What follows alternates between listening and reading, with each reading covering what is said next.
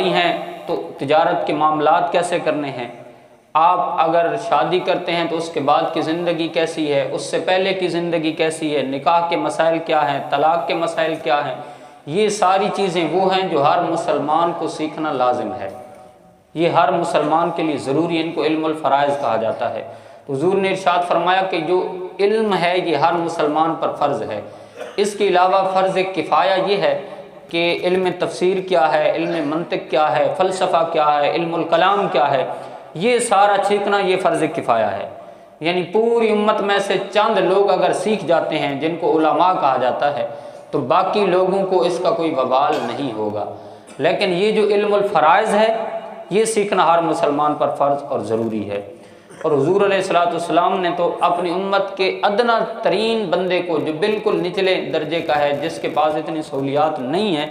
کہ وہ علم زیادہ حاصل نہ کر سکے، تو اس کے بارے میں بھی حضور علیہ الصلوۃ والسلام نے ارشاد فرما دیا بلغوا انی ولو آیا، تمہارے پاس اگر ایک آیت بھی پہنچتی ہے نا اس کو آگے لوگوں تک پہنچا دو۔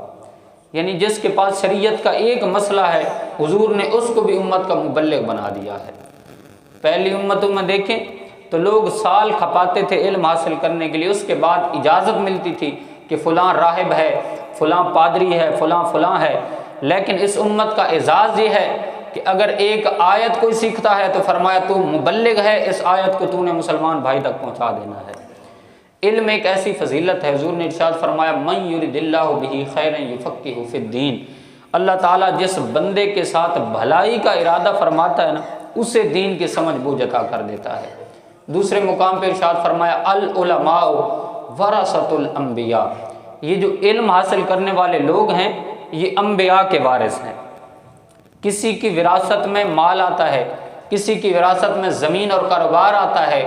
کار کوٹھی بنگلہ آتا ہے، لیکن فرمایا جو بندہ علم حاصل کرتا ہے، یہ ضروری نہیں ہے کہ وہ 9 سال لگائے تو بہت بڑا عالم بنے تو تب بھی حضور کا وارث بنے گا، فرمایا جو بھی علم حاصل کرے چاہے وہ 1 ہفتے کے لیے کیوں نہ ہو، 1 مہینے کے لیے کیوں نہ ہو، 1 سال کے لیے کیوں نہ ہو، جس نے علم حاصل کر لیا وہ حضور کا وارث بن جائے گا۔ سلطان محمود غزنوی، اس کو اس حدیث مبارک پر شک تھا، اس نے کہا یہ کیسے ہو سکتا ہے، یہ چٹائیوں پہ بیٹھنے والے، یہ غربت کی زندگی گزارنے والے، یہ طلباء، یہ کس طرح حضور کے وارث ہو سکتے ہیں؟ حضور کا وارث ہو تو کوئی مال والا ہو، کوئی شہرت والا ہو، کوئی اقتدار والا ہو، کوئی پیسے والا ہو، جس کو دنیا جانتی ہو، وہ حضور کا وارث ہونا چاہیے، اس لیے کہ وہ تاجدار انبیاء ہیں،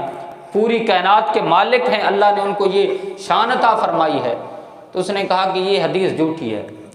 کہ علماء انبیاء کے وارث نہیں ہو سکتے۔ اور دوسرا اسے شک تھا کہ قیامت قائم نہیں ہوگی، اس لیے کہ جب انسان کا جسم گل سڑ جائے گا، ہڈیاں اور وہ بھی خاک میں مل جائیں گی، تو پھر کس طرح ان کو زندہ کیا جائے گا، وہ قیامت کا بھی انکار کرتا تھا۔ اور تیسرا بچپن میں تھا تو اس کا والد فوت ہو گیا اور بادشاہی زندگی تھی اور جنگ و جدال کا موسم تھا، تو اس کو کسی نے بتایا کہ تیرا باپ جو ہے نا وہ سبقت گین نہیں ہے، کوئی اور ہے۔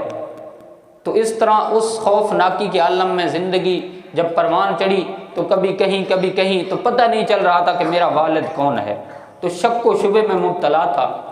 ایک دن محل سے باہر نکلتا ہے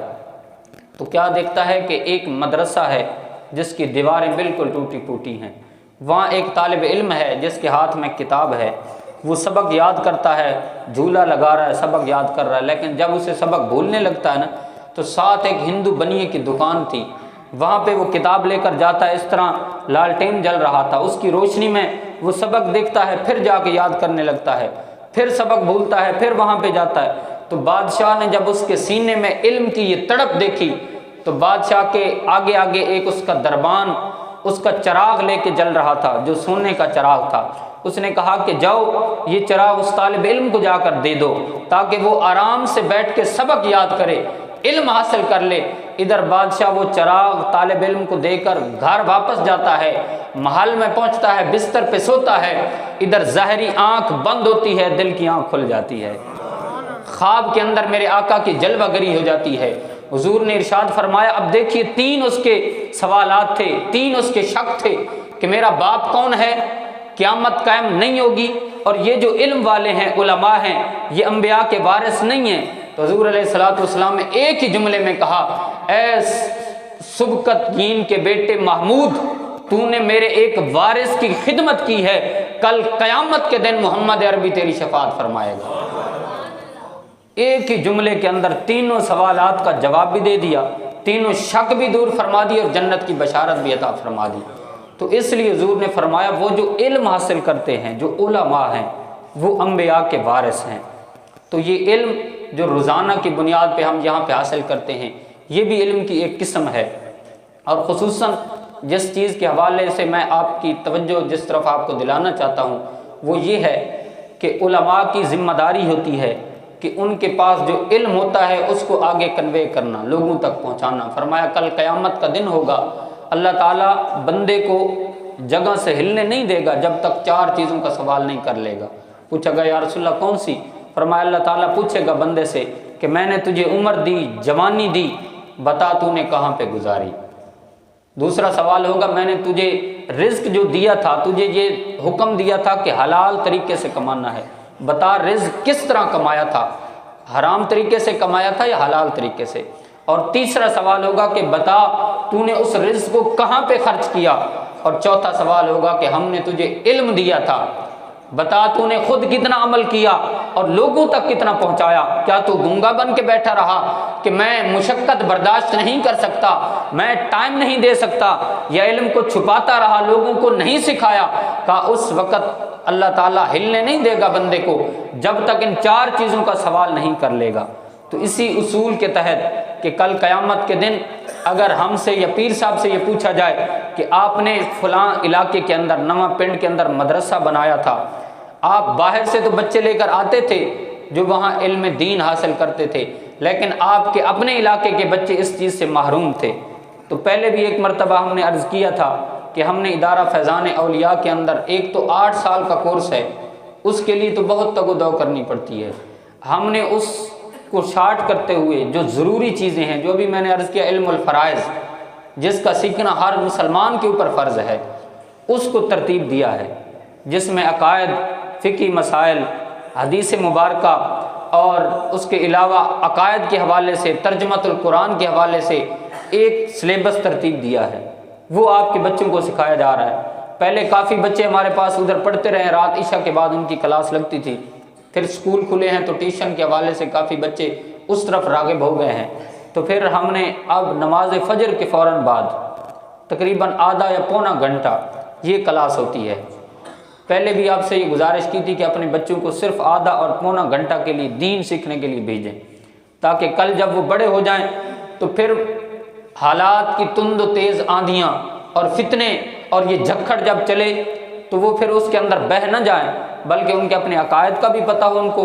اور جتنے فقہی مسائل ہیں، نماز، روزہ، حج، زکوٰۃ اور طہارت کے حوالے سے جتنے مسائل ہیں ان کا بھی ان کو پتہ ہو، تاکہ وہ اسلام کے مطابق، شریعت کے مطابق زندگی گزار سکیں۔ اور ایک بچہ جب اس طرح تربیت یافتہ ہو کے بڑا ہوگا تو کل وہ اپنی اولاد کو بھی تربیت کر سکے گا۔ لیکن اگر آج وہ دین سے کوسوں دور ہوگا تو پھر علامہ اقبال نے کہا تھا کہ وضع میں تم نصارہ ہو تو تمدن میں ہنوز، یہ مسلمان ہیں جنہیں دیکھ کے شرمائیں یہود،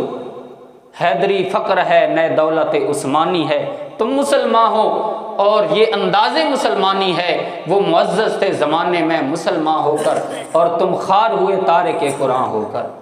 آج بھی قرآن سے تعلق جوڑنا ہے تو ہمیں مدارس کے ساتھ تعلق جوڑنا ہوگا، اور اس میں مدارس کا فائدہ کوئی نہیں ہے ظاہری طور پہ مالی حوالے سے، یہ آپ کا ہی فائدہ ہے، آپ کے اپنے بچوں کا ہی فائدہ ہے۔ آپ کی خوش قسمتی ہے کہ آپ کو اپنی دہلیز پہ یہ سارا کچھ میسر ہو رہا ہے۔ تو کوشش کریں اپنے بچوں کو صرف آدھا پونا گھنٹہ کے لیے، صبح کا وقت ویسے بھی برکت والا ہوتا ہے، تو اپنے بچوں کو بھیجیں تاکہ وہ عقائد کے حوالے سے، مسائل کے حوالے سے اور ترجمے کے حوالے سے، کیونکہ قرآن مجید پڑھنا